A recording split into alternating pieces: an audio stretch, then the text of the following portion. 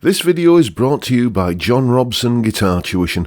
If you enjoy the content, please consider supporting the channel by enrolling on a course, purchasing some guitar lessons or a t-shirt, or you can join my Patreon. Now, on with the show. Hello chaps, welcome once again to John Robson Guitar Tuition. As always, I do hope you're well, and welcome to, I think this is episode 3 now of Rhythm Wednesday, where we're basically concentrating for the foreseeable future on rhythm guitar. And as I've said already in the first couple of videos in this series, we're beginning this rhythm guitar journey, if you want to call it that. Everybody goes on a journey these days, don't they? But we're beginning this series of videos on rhythm guitar with some blues rhythm guitar tips and tricks. We've already looked at the blues shuffle, and last week we did something of a dominant 7th chord vamp, which you find a lot in the playing of a certain Mr. Stevie Ray Vaughan, so I called it the SRV vamp, I think. This week we are moving on to the territory of 9th chords. And what is a 9th chord, I hear you asking? How do they sound? Well, like this.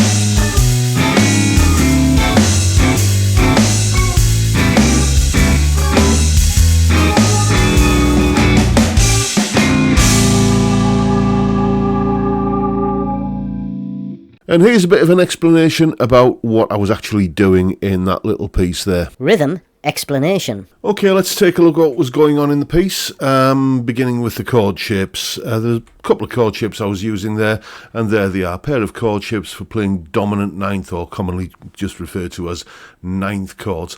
Let's have a look at the one on the left-hand side first. Basically, if I'm playing a blues in A, then typically I'm going to want an A, D, and E root note. So there's an A root note there, a D root note there, and an E root note there. So 12th, 5th, and 7th frets. And yeah, just first finger goes there, and then second finger there, and then you do like that little kind of bar shape there with your third finger across the top 3 strings, like that. The main thing to be careful of here is that you don't choke out the note being played by your first finger. It's very easy for this finger, for instance, to kind of lean onto it and just get like a dead sound there. So just make sure you're not doing that. And there's a 9th chord, and you can take it down to there for the D9, and then up there for the E9 rather.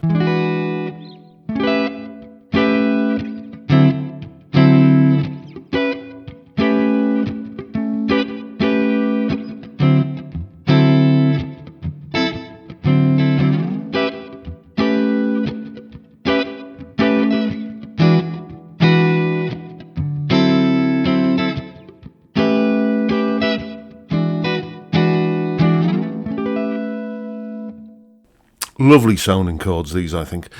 Now let's have a look at the one on the right hand side there. You'll notice that the root note, which you can see I've circled in both cases, doesn't have a finger assigned to it in the case of that right hand side shape. Now, the reason for that is because you're not playing the root. You're relying on the fact that the root note is there anyway in the backing track. The bass player's playing it, and it's already there. You don't need to duplicate it. So we're basically playing first, second, third and fourth fingers like that. So if I'm thinking of this as being my root note here, this A note here, then as you can see, the first finger goes on the next string down, the fifth string, 1 fret behind that, and then 1, 2 like that, and then 3, 4 like that. And now, technically speaking, that isn't a 9th chord. It only becomes a 9th chord when we put this root note underneath it, which, as I said, that's there in the backing track anyway. On its own, this is a minor 7 flat 5, or sometimes called a half diminished chord. And, we can then get into all kinds of territory about playing one chord over another chord and chord substitution and stuff like that, but I'm not going to go there at the moment. Just accept that you visualize the root note there, and then you play the actual shape in relation to it there. So again, playing through the 12 bar sequence using that shape, you get something like this: 2, 3, 4.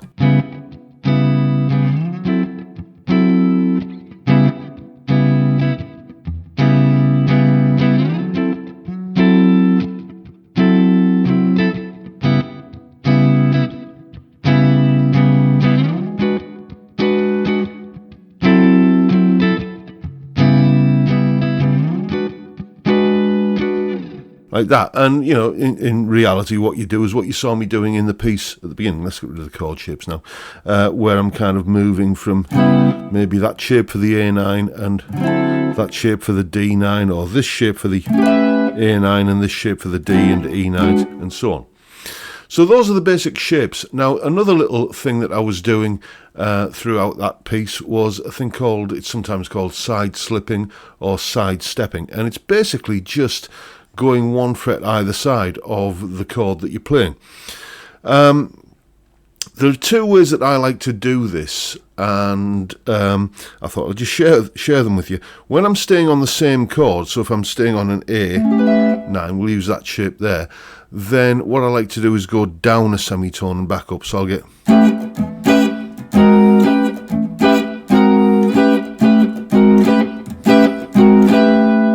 like that, so you can see I'm kind of coming down and going back up.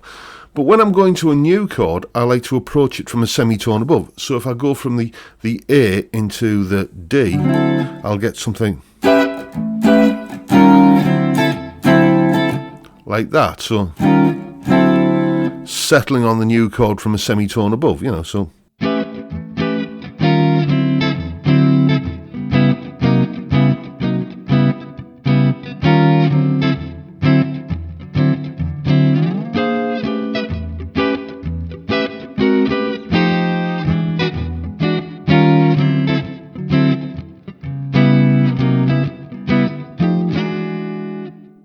And it just makes it sound like you're playing a lot more than what you are. So if you're staying on the same chord, go down a semitone and back up. And when moving to a new chord, approach it from a semitone above. That seems to me to be the most effective way of doing it. There are theory reasons behind it, but I was doing this kind of thing for decades before I really even thought about the theory.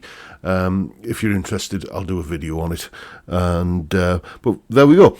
Those are, let's put them up on screen again, the 2 shapes I was using in that little 9th chord blues, and just with that sort of side-stepping, side-slipping approach, you can make it sound really quite sophisticated. And it's only a couple of chord shapes, and it's just yet another thing that you can do to vary your rhythm guitar approach on a 12-bar blues. Otherwise, it's very likely that each and every song, if you're doing like 12-bar blues after 12-bar blues in your band's set, it's very likely that each song can end up sounding kind of a bit like the previous one. So having these different approaches is really valuable, I find. So there you go. Go away and have some fun with it. And as always, there is a full tab for what you saw me playing, along with a jam track to play along with for yourself and that explanation clip. All of that is up on my Patreon page. There's the address and the link is in the description. $3 or £2.50 a month and you get access to all of these extra bits and pieces that go along with these YouTube videos. A massive heartfelt thank you to everybody who supports me in that or any of the other ways, all of which are linked downstairs in the description. And that is pretty much it for today, folks. Hope you've enjoyed the video and found it useful and informative in some small way, and if that's the case, please hit the subscribe button and the notification bell if you haven't already done so. And why not give me a like while you're at it?